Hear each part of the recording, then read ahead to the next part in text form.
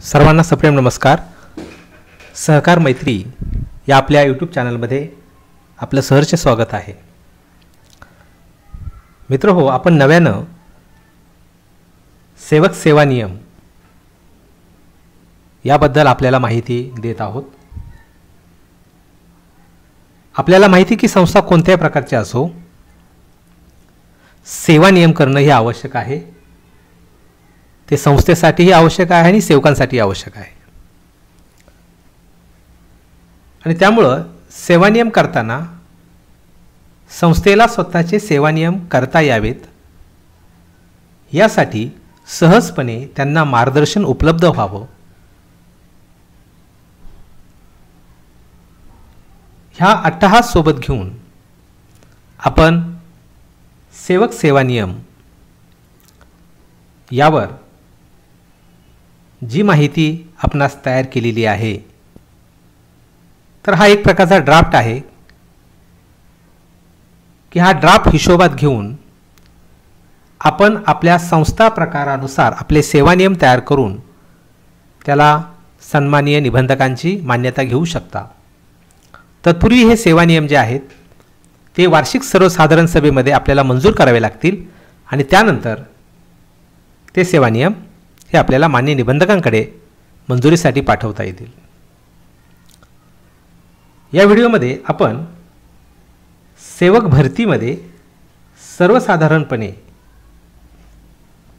विविध पदांवर जी लोक आपण नियुक्त करत असतो त्या पदावर सर्वसाधारण पात्रता काय आहे याची माहिती ह्या व्हिडिओमध्ये आपण घेणार आहोत। तत्पूर्वी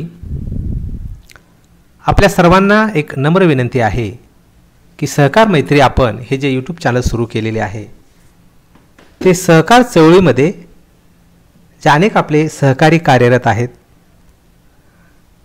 त्यामध्ये संस्थांचे सेवक असतील, पदाधिकारी असतील किंवा सहकार खात्यातले आपले मित्र असतील, त्यामध्ये अधिकारी असोत किंवा लेखापरीक्षक असोत किंवा सर्वसाधारण ज्याला सहकार चळवळीची आवड आहे,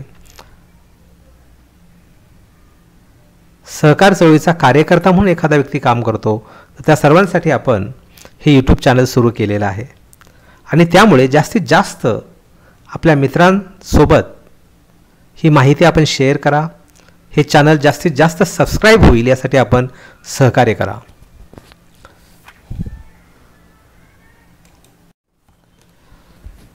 आधी जो आपण व्हिडिओ बनवला त्याला भाग क्रमांक 1 म्हटलेला आहे आणि भाग क्रमांक 2 जो आहे तो सेवक भरती संबंधी आहे आणि म्हणून सेवक भरती या मुद्द्याला आपण भाग क्रमांक 2 असं म्हटलेलं आहे।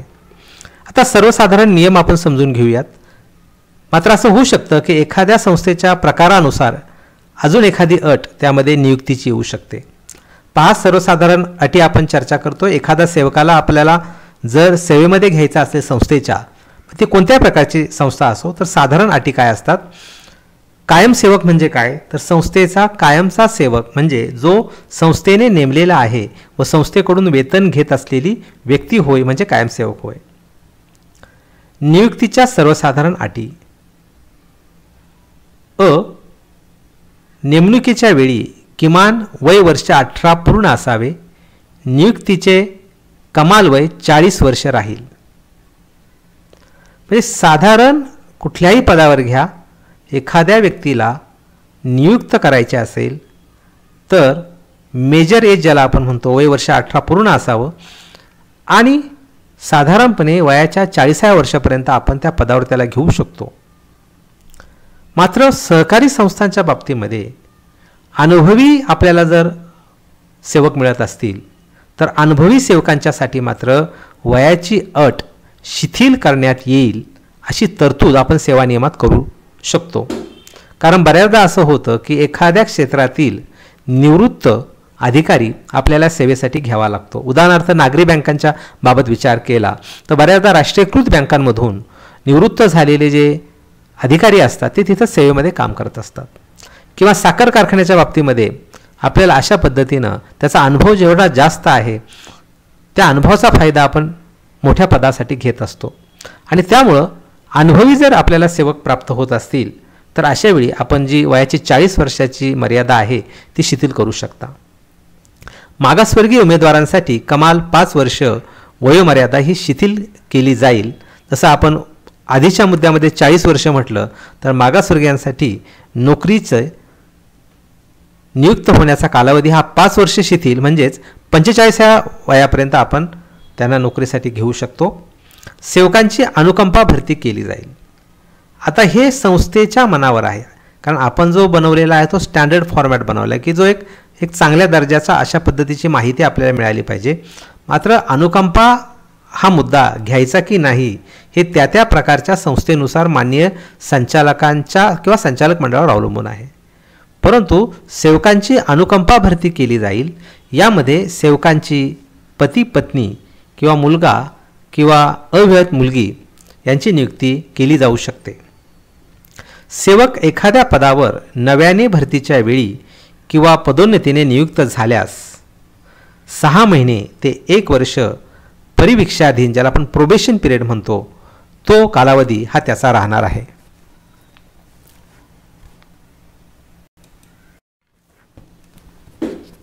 जेव्हा आपण एखाद्या सेवकाची भरती करण्याची ठरवतो संस्थेमध्ये, तेव्हा ई मुद्द्याप्रमाणे ज्या पदावर उमेदवारांची नियुक्ती करायची आहे त्या पदासाठी किमान एका स्थानिक वर्तमानपत्रामध्ये जाहिरात दिली जाईल. पुढचा मुद्दा आहे की सेवक भरती करताना महाराष्ट्र शासनाचे सहकार खात्याने जे वेळोवेळी आदेश दिलेले आहेत ते आदेश विचारात घेऊन भरती करायची आहे. उदाहरण, समजा एखाद्या संस्थेमध्ये जर 1 ते 10 कोटी अशा पद्धतीने ठेवी असतील, तर या ठिकाणी किमान जो व्यवस्थापक आहे तो पदवीधर असावा किंवा तो GDC असावा किंवा सहकार पदविका त्याच्याकडे असावी, हे आपण पाहिलं पाहिजे. त्याच पद्धतीने समजा आरक्षणाचा मुद्दा असेल तर माननीय सहकार आयुक्त कार्यालयानं आपल्याला 7 डिसेंबर 2007 मध्ये सहकारी संस्थांना, सर्व प्रकारच्या सहकारी संस्थांना सेवक भरतीमध्ये आरक्षण लागू राहील ही सूचना त्यामध्ये केलेली आहे. मग त्या संस्थेला किंवा त्या बँकेला शासकीय मदत किंवा अनुदान मिळो किंवा अथवा न मिळो, परंतु सहकारी संस्थांमध्ये नियुक्ती करताना आरक्षण लागू राहील हे आपल्याला 7 डिसेंबर 2007च्या परिपत्रकामध्ये माननीय सहकार आयुक्तानं आपल्याला सूचना केलेली आहे.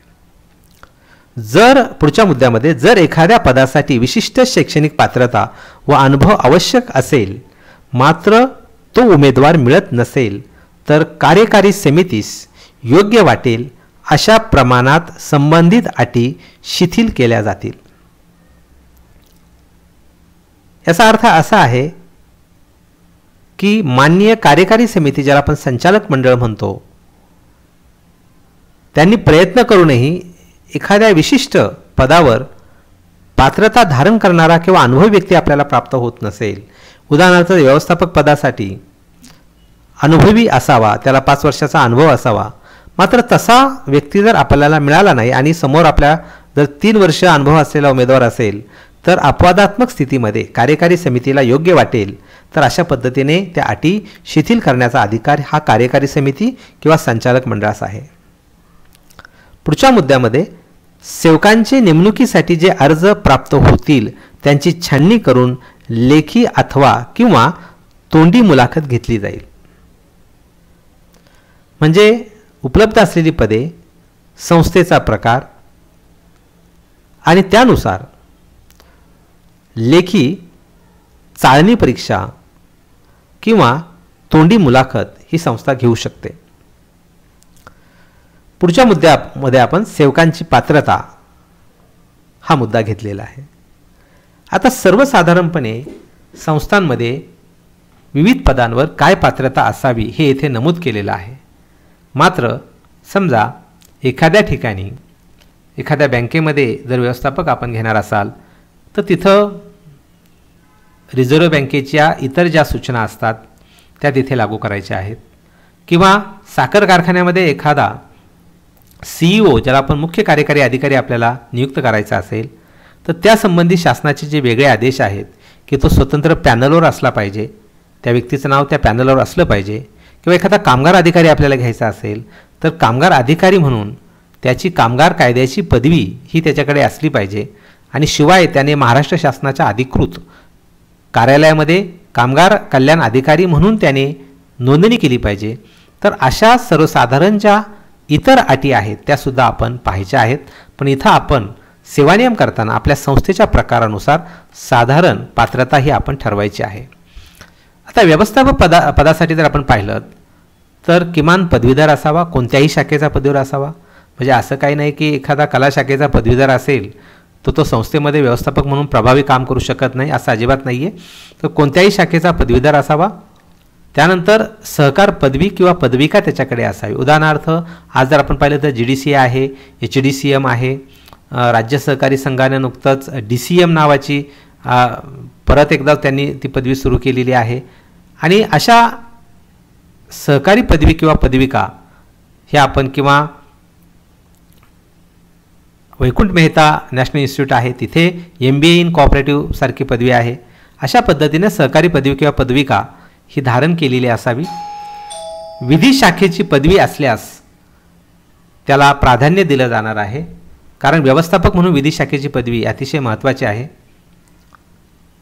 तसेच संस्थेत पूर्ण वेळ जबाबदारीच्या पदावर काम केल्याचा किमान 5 वर्षांचा अनुभव हा असावा, ही व्यवस्थापक पदासाठी आहे. सहाय्यक व्यवस्थापक किंवा हिशोबनीस ही ज्याला आपण म्हणतो की वरिष्ठ दर्जाची जी पदं आहेत त्यासाठी मात्र आपण प्रत्यक्ष कामकाज करण्यासंबंधी ही पदं असल्यामुळं वाणिज्य शाखेचा पदवीधर व त्याला जोडून सहकार पदवी किंवा पदविका असली पाहिजे. आता वाणिज्य शाखेचा पदवीधर इथं यासाठी लिहिलेला आहे की हिशोबनीस म्हटल्यानंतर अकाउंटिंग सिस्टीम त्याला माहिती असावी आणि त्यासाठी जाणीवपूर्वक वाणिज्य शाखेचा पदवीधर हा मुद्दा त्यामध्ये आपण नमूद केलेला आहे. त्यानंतर शाखाधिकारी ज्याला आपण म्हणतो की एखाद्या शाखेचा शाखा प्रमुख किंवा कर्ज वसुली अधिकारी यांच्यासाठी किमान पदवीधर ती व्यक्ती असावी. वरिष्ठ लेखनिक किंवा रोखपाल आपल्याला ज्याला कॅशियर आपण म्हणतो तो नियुक्त करायचा असेल तर आपल्याला किमान पदवीधर तो व्यक्ती असला पाहिजे.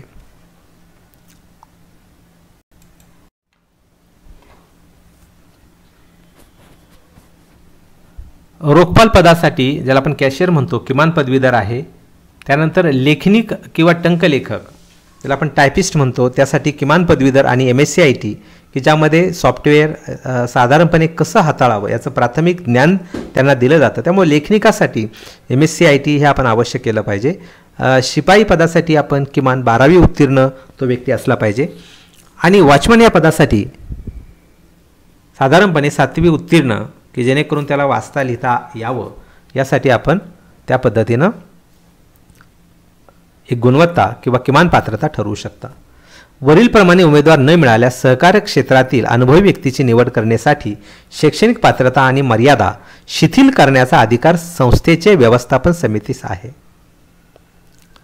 म्हणजे एकंदरीत जर एखादा व्यक्ती त्या ठिकाणी पात्र मिळण्यासाठी प्रयत्न करूनही मिळत नसेल तर यामध्ये मान्य संचालक मंडळ संस्थांच्या बाबतीमध्ये एक विवेकाला अनुसरून एखादा निर्णय घेऊ शकतात.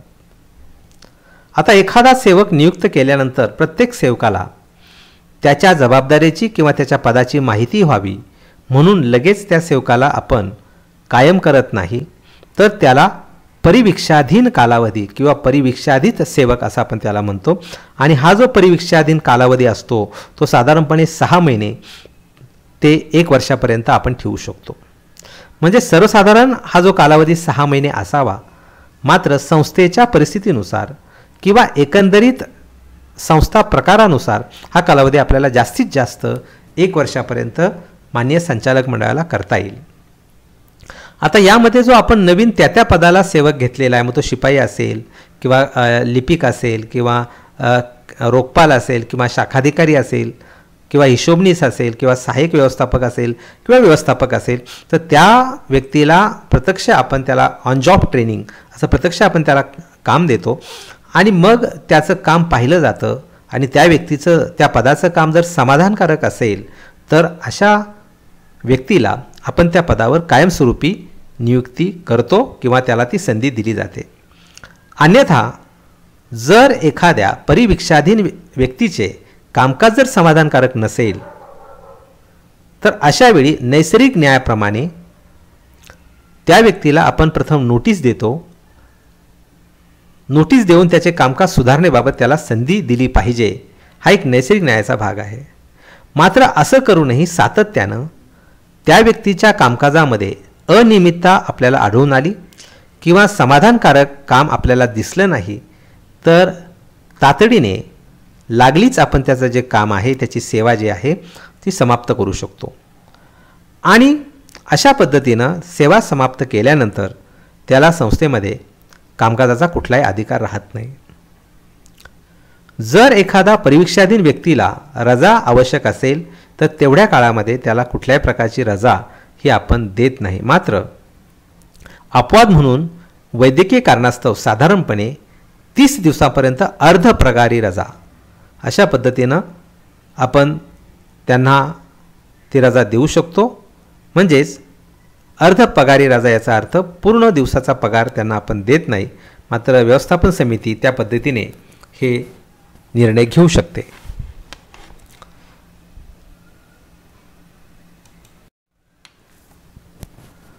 प्रोबेशन पिरियडवर किंवा परीक्षाधीन कालावधीमध्ये एखाद्या व्यक्तीला आपण एखाद्या पदावर, मग तो व्यवस्थापक असेल, लेखनिक असेल, हिशोबनीस असेल, शिपाई असेल, वॉचमन असेल, ज्या पदावर तो असेल, जर त्याचा बेशिस्तपणा आढळला किंवा त्यानं गैरवर्तन केलेलं आहे असं जर प्राथमिक आपल्याला निदर्शनास आलं तर तशा पद्धतीने चौकशी आपल्याला करता येते. आणि परिवीक्षाधीन जो कालावधी आहे तो पूर्ण केल्यानंतर त्याचे कामकाज जर समाधानकारक असेल तर अशा व्यक्तीला माननीय व्यवस्थापन समितीच्या ठरावाने कायमसेवक पदावर नियुक्त केले जाते. एकंदरीत आपण सेवकांची पात्रता ही माहिती या व्हिडिओमध्ये घेतलेली आहे. मात्र पुढच्या व्हिडिओमध्ये याच संबंधित आपल्याला इतर मुद्दे, उदाहरणार्थ सेवकाचा जामीन रोखा, सेवकाचे शिक्षण व प्रशिक्षण, त्यानंतर पदोन्नती, त्याला आपण प्रमोशन म्हणतो, हे मुद्दे आपल्याला पुढच्या व्हिडिओमध्ये की जे याला जोडून आहेत ते पाहिजे आहेत. धन्यवाद.